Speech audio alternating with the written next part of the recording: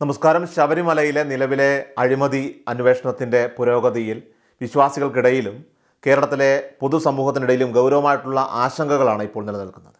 ഈ വിഷയത്തിന് തുടക്കം മുതൽ തന്നെ ഹൈക്കോടതിയും മാധ്യമങ്ങളും വഹിച്ച നിർണായകമായ പങ്ക് ഇവിടെ വിസ്മരിക്കുന്നില്ല.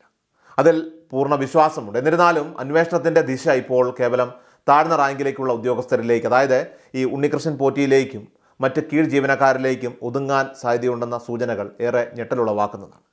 ആഭ്യന്തര വകുപ്പ് രാഷ്ട്രീയ നേതൃത്വത്തിൻ്റെ കീഴിലായിരിക്കെ സ്വാഭാവികമായിട്ടും അന്വേഷണം അട്ടിമറിക്കപ്പെടുകയോ വഴിതിരിച്ചു വിടുകയോ ചെയ്യാനുള്ള സാധ്യത ഇവിടെ തള്ളിക്കളയാനാവില്ല. അതുകൊണ്ട് തന്നെ ഈ വിഷയത്തിൻ്റെ ഗൗരവം കണക്കിലെടുത്തുകൊണ്ട് ഹൈക്കോടതിയുടെ ശക്തമായിട്ടുള്ള മേൽനോട്ടത്തിലുള്ള CBI പോലെയുള്ള ഒരു കേന്ദ്ര ഏജൻസിയുടെ അന്വേഷണം ഇവിടെ അനിവാര്യമാണ്. ശബരിമലയിൽ നടന്ന ഈ ക്രമക്കേട് അത് കേവലം ഒരു സാമ്പത്തിക കുറ്റകൃത്യമായി കാണാനാവില്ല. അത് ഭക്തരുടെ വിശ്വാസത്തെ തന്നെ ചൂഷണം ചെയ്തുകൊണ്ടുള്ള ഒരു വലിയ കൊള്ളയാണ് നടന്നിരിക്കുന്നത്. ഈ തട്ടിപ്പിൻ്റെ വ്യാപ്തി അത് കൃത്യമായി പരിശോധിക്കുമ്പോൾ ഉണ്ണികൃഷ്ണൻ പോറ്റിയെ പോലെ ഒരാൾക്ക് ഒറ്റയ്ക്ക് ഇത് നടത്താനായിട്ട് സാധിക്കില്ല എന്നത് വ്യക്തമാണ്. ദ്വാരപാലക ശില്പങ്ങളിലെ സ്വർണം പൂശിയ ചെമ്പുപാളികൾ മാറ്റി പകരം പുതിയ ചെമ്പുപാളികൾ സ്ഥാപിക്കുക, അത് വെറും ചെമ്പ് എന്ന് മാത്രം രേഖപ്പെടുത്തുക തുടങ്ങിയ കാര്യങ്ങൾ അത് ഈ ദേവസ്വം വകുപ്പ് മന്ത്രിമാർ, ദേവസ്വം ബോർഡ് പ്രസിഡന്റുമാർ എന്നിവർ അറിയാതെ നടക്കില്ല. അതുകൊണ്ട് തന്നെ അറസ്റ്റിലായ ഉദ്യോഗസ്ഥരെ ഉടൻ തന്നെ തീവ്രമായി ചോദ്യം ചെയ്യുകയും ഈ കള്ളത്തരത്തിന് പിന്നിലുള്ള ഉന്നത സൂത്രധാരന്മാരുടെ പേരുകൾ വെളിച്ചത്ത് കൊണ്ടുവരികയും ചെയ്യേണ്ടത് ഇവിടെ അത്യാവശ്യമാണ്. സ്വർണം പൂശിയ പാളികൾ മാറ്റി വെറും ചെമ്പ് പാളികൾ എന്ന് രേഖപ്പെടുത്തിയത് വ്യാജരേഖ നിർമ്മാണം എന്ന ഗുരുതരമായിട്ടുള്ള കുറ്റമാണ്. അതുപോലെ ശ്രീകോവിലിലെ കട്ടളയുടെ വിഷയത്തിൽ ദേവസ്വം ബോർഡിനെ പ്രതിയാക്കിയതുപോലെ ഈ കേസിലും ദേവസ്വം ബോർഡിനെ പ്രതി ചേർക്കേണ്ടതായിട്ടുണ്ട്. കൂടാതെ സ്വർണം ഉരുക്കി വിറ്റു എന്ന വാദത്തേക്കാൾ ആ സ്വർണത്തിലുള്ള ദിവ്യവും ആചാരപരവുമായിട്ടുള്ള മൂല്യം കണക്കിലെടുത്ത് അത് ഉയർന്ന വിലയ്ക്ക് വിറ്റ് ഉന്നതർ വീതിച്ചെടുക്കാനാണ് സാധ്യതയെന്ന വസ്തുതയും അന്വേഷണ പരിധിയിൽ ഉൾപ്പെടുത്തേണ്ടതായിട്ടുണ്ട്. അപ്പോൾ ഈ വിഷയത്തിൽ തന്ത്രിയുടെ പങ്ക് സംബന്ധിച്ച തെറ്റിദ്ധാരണകൾ തിരുത്തേണ്ടതായിട്ടുണ്ട്.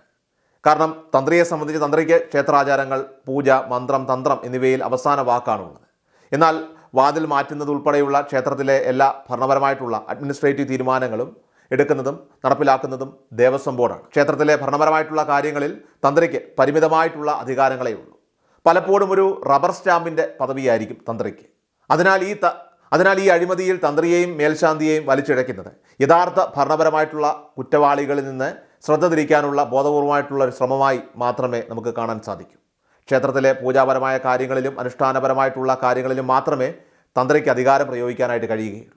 ബാക്കിയുള്ള എല്ലാ കാര്യങ്ങളിലും ദേവസ്വം ബോർഡിൻ്റെ നേതൃത്വം തന്നെയാണ് ഇവിടെ നിർണായകമാകുന്നത്. ശബരിമലയിൽ നടന്നിരിക്കുന്ന ഈ കൊള്ള അത് കേരളത്തിലെ മറ്റ് പ്രധാനപ്പെട്ട ക്ഷേത്രങ്ങളായിട്ടുള്ള ഗുരുവായൂർ ഉൾപ്പെടെയുള്ളിടത്തും സമാനമായിട്ടുള്ള അഴിമതികൾ നടന്നിട്ടുണ്ടോ എന്ന ചോദ്യവും ഉയർത്തുന്നുണ്ട്. ഇത് കേരളത്തിലെയും മറ്റ് സംസ്ഥാനങ്ങളിലെയും ഭക്തരുടെ വിശ്വാസത്തെയും ക്ഷേത്രങ്ങളുടെ ഭാവിയെയും ഗുരുതരമായിട്ട് ബാധിക്കുന്ന ഒരു പ്രധാന വിഷയം തന്നെയാണ്.